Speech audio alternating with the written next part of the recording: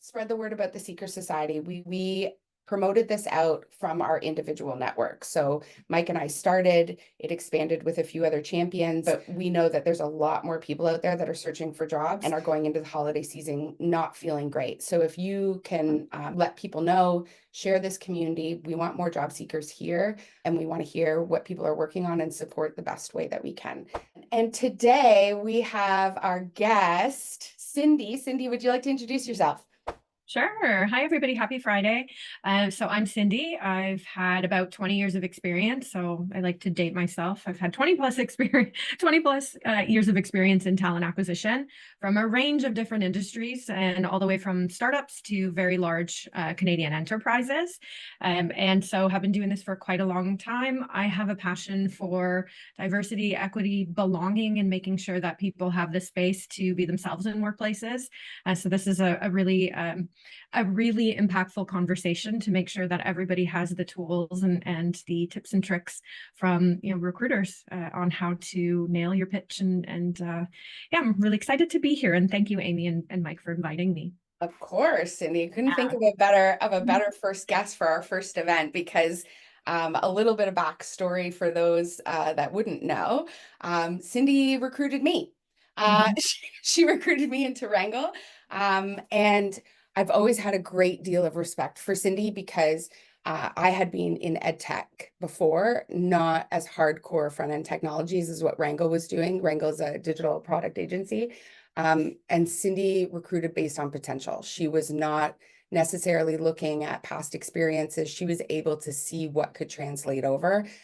So I just have always had a huge amount of respect for Cindy and the way in which she sources talent and how engaged she is and is giving back. So thank you, Cindy. And thanks for participating today. So I guess to get things rolling, are you ready, Cindy? I am. Okay, so why are we here? Why is this topic relevant? I think so. In terms of nailing your pitch, I think the importance is, we talk a little bit about your first impressions, and I think just to get right to the bare bones of it, uh, we all know, and it's common knowledge that you have a very short window to make a really great impression. And so having that authenticity of understanding your background and then also really making that connection when you're in the initial interview with an organization is really very important. Especially, I'm going to put my recruiter hat back on a number of times in this conversation. Recruiters, organizations, and especially in this time frame that we're in, are seeing quite a lot of candidates, and the volume's quite high. And so, being able to really stand out and share your story and make sure that that resonates with the organization in a really authentic way is so very important for making sure that you're standing out. Yeah, you got it. And I felt like this topic, like I like the part around the competition that's out there, Cindy, because you got to get there faster for the other person. Like we all have such limited time, and so if you can't make those connections quickly, you can lose them and they're just off to the next, right? So even though you could have it all, you just haven't articulated it as um, well or as quickly as you could have, then you could lose out on that opportunity. The other thought of doing this particular session, which is, tell me about yourself, was because we're going into the holiday season. So this is relevant for anyone who may be interviewing because it will very likely be the very first question you get in an interview. Tell me about yourself. But you could get this at networking events, and you could also just get this at like holiday social things. And you don't have to have like the same type or tone of elevator pitch. But if you're meeting somebody at a holiday party, and for those that are unemployed, you'll get this because I feel this too. They'll say, "What do you do?" And you hate to say, "Nothing. I have no job right now." That's the worst thing to say, and you just feel crap about yourself, right? So if you have a strong answer to that, which we'll get to, you'll feel more confident, but you could really be able to make a connection with someone that much quickly. They may not have the solution for you, but they might be like, "Oh, you should meet so-and-so," right? So that was a thought there. So I don't know how many of my friends actually still don't know what I do, even though, like if you're not in the industry or just the tech industry I'm in, like yeah, what I do is a mystery to a lot of people. So I really resonate with all of the things that were just said. And I think too, something that Cindy said is, you know, uh, the way you show up and kind of being authentic, I think that really also means you got to care about the place you're applying to in some way. Mhm. Because if you really don't, then you're never going to get there. You're going to feel like you're making up some kind of, passion for this thing that you don't really have interest in. Yeah. And so I've always found that when you can align those things, and that means focus, then it happens much more naturally. And so that, I think this is a counter argument to like apply for whatever's out there because you're desperate. It almost means the more desperate you are, the more you have to focus in some ways. Yeah. At least that's what I found. And I don't know if that's going to connect with what Cindy's about to talk about, but maybe we should just get into that. Yeah. All right, Yeah, cool. Okay. abs- So absolutely. so people do get this wrong, Cindy. Like in your experience, you've asked this question literally thousands of times. Mhm. Would you say it's like 50% get this wrong? Like, how do people show up to this question typically? I think the number one common thing is that and I've been there too, and I've been doing it for 20 years, and I still get really nervous in interviews as well because we want to show up and we want to do a great job, and we also want to articulate how we are relevant for the role, that we end up over explaining and not being succinct. So I think the number one thing that happens is we over explain. And so I've been caught doing this too. I have 20 years of experience. I've gone way back into my internship in the beginning, like when I first started. And so I think the first key takeaway is you want to be succinct. I put together a little document that I've shared in the Slack group. But the very first thing is when you are introducing yourself, do you want to do the past, present, future? So an example of that is, what have I done that's relevant for this role? What are, one really key interesting metric potentially, or something that you're really proud of that you've accomplished that's relevant to that role? And, what are your goals for the future? And then from there, of course, it starts to turn into this organic conversation between yourself and the hiring manager or the recruiter. But at the very least, if you are starting off and you're like, how do I explain that? Just think of past, present, future. What have I done in the past? What is really relevant to this role right now and something that could entice additional conversation? And what are my key goals for myself and what I'd like to accomplish? And how does this role align with my career trajectory or path? So that's something that I think is just like the very bare bones of how you can start to formulate that, initial, very succinct, who am I and what am I about? Yeah, that's great. Okay, we're going to come back to that because I want to dig into kind of each of those separately, because the Mhm. reality is, like when we're saying, tell me about yourself, you really have to capture that within a short period of time, like literally a minute or two. And so how are you going to get there? Because going on past, present, and future, how are we going to tighten that up? So Yeah. I'll come back to that in a second, but again, like I think the reason why that this is so important was because a lot of people come to this. You said it, Cindy. You start with, well, I did my internship. Like they Yeah. literally are like, I'll tell my life story and I'll help explain to you how I get there.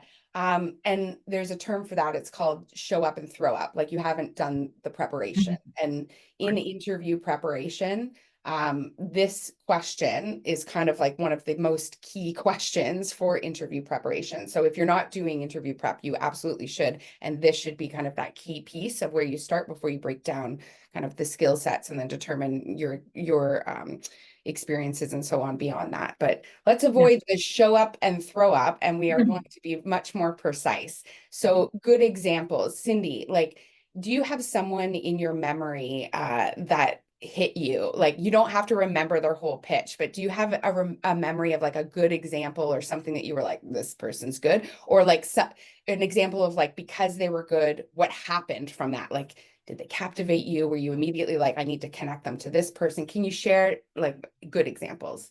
Yeah, absolutely. And so this also comes with the authenticity. And I'm going to share another little, I really like acronyms and like 1, 2, 3. So I'm going to share my little ACE method after this too. But as a recruiter, I think, and again, this goes back to, we see a lot of people. And so and I see there's a question about authenticity.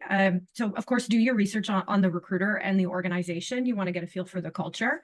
But the people who have always been top of mind are, of course, someone who, so I'll give a particular example. I worked in an organization where we, doubled down on design systems for a couple of years. And so, of course, they're like, here's where I did design systems. And oh, I also know that you've really, at this organization, worked in a lot of digital tech and digital health. And so here's how I've done that. And here's how it's relevant. However, the thing that sticks out, and it's all about the connection with the human being who you're talking to. And it's the basic principles of how to win friends and influence people as well. Yes. You want to make the person that you're speaking to feel like they're important as well. So people have done a little bit of research about the company, our values, maybe something about, who I am as the interviewer or the hiring manager, and then they found a way to connect. You also lead with questions as well to start a dialogue. So, does this resonate with you? I've done this particular work in this industry. I've noticed that X company has, you really focused on design systems. I really love that you have thought leadership on this. What's the strategy? What's the goal for next year? I'm really interested. So keeping that principle of engaging me as the interviewer, having a conversation and making it conversational as opposed to one way, that's what's always really stuck out with me. Like, they're genuinely interested. They've done their homework. They're interested in me and the organization. Let's dig in a little bit more. That's always what sticks out to me. Yeah. And we had a conversation earlier this week because we should have recorded that one too, because it was basically this too. But you gave an example of how somebody mentioned something, like they took the point to obviously do their research, connected with you on that particular piece, said, like, I've noticed you're putting a lot of emphasis into DEI activities, is that a key goal for you? But also came back to it later, which kind of like really was that hitting punch of they really were listening and they actually care, right? Because anyone can formulate a question in the beginning just to hook you, but to come back again and tie it into a future conversation kind of really hits home for sure. So let's kind of dig into the past, present, future model. And again, like Cindy has shared a bit of a worksheet on our Slack channel. And if you're listening to this as a recording and you're not part of the Seeker Society, go to theseekersociety.com and you can join us there and you can see Cindy's worksheet. But one of the things that I thought when I was reviewing that in terms of how to break that down, because you give a few just quick bullet points of how you can fill that piece in terms of achievements and so on. But I also wanted to get you to expand on the piece around relevancy, because we all, like, there's people in the group that have up to 30 years of work experience. So that's a lot, right? Like there's a lot that you can put in there. But talking about the things that are most relevant to that particular company or that particular job, can you talk a little bit about that, like in terms of how people have gone wrong or right in that? Yeah, absolutely. And this comes down to, even when you and I were interviewing. And so there was a lot of components that you had potentially the skills, but not the industry. And so showcasing those particular skills. So within, the framework of your role, which was partnerships, identifying how did you grow partnerships? What were some of the key milestones that you reached? Like, why is this relevant to that organization that we were interviewing you for? I think that's, I think where people get a little tripped up on this is where they start to stumble or get really nervous about the fact that there are these transferable skills, and like, how do you show up and how do you articulate them in a way that provides value to the organization? So I think I've seen a lot of people who, again, it really comes down to the spaghetti on the wall, I'll call it, throwing out anything. So I think doing that little bit of the research on what is the organization, what are their values, of course, looking at the job description and understanding, hey, I'm going to pull out these key things that they're looking for from a competency and from a competency and of course the core job. And then this is how I've done that, maybe not in this particular industry, but within my other organization. So being really succinct there and identifying, and I do this exercise myself where, and again, it's not, rocket science information here, but you take the job description, you take your experiences and you start to highlight, okay, so that's where I've done this and that's where I've done this. And I don't particularly have this skill, but I've had this experience that could be transferable as well, and getting really succinct about that. Yeah, absolutely. Okay, there's a few things there. I feel like there's definitely got to be some technology out there that makes it very easy to very quickly like take your profile and it could be ChatGPT, I don't know, but like, and the job description and literally start pulling it out for you to make it that much faster, because there is so much. And sometimes the tech pulls out things that you didn't even realize and you didn't even think of. The other thing, Cindy, that you mentioned there that I really think is worth taking note to anyone in the room that's a pivoter that is trying to pivot across industries or across functions, this is really important, because very quickly Cindy could have dismissed me, right? Like she could have determined, yeah, Amy is not for this particular company. She hasn't worked in agency before, and she hasn't been working on hardcore front end technologies and doesn't have a knowledge in that space. But functionally, I was able to pull out those pieces and highlight it, right? So if I had spent too much time talking about my previous industry, I definitely probably would have shot myself in the foot there. Anything else that you want to talk about in terms of the construction of that pitch, or recommendations on how to construct it? I know like that worksheet is really good, and I think people should look at that and use it as a tool to prepare yourself. But anything else that you want to add to that piece, Cindy? Yeah, so I think that the basic core structure of that is really what I call the ACE, and it's not ACE, but I'll just call it ACE for everyone to remember the acronym. And it really is, if you think about, how are you adding value?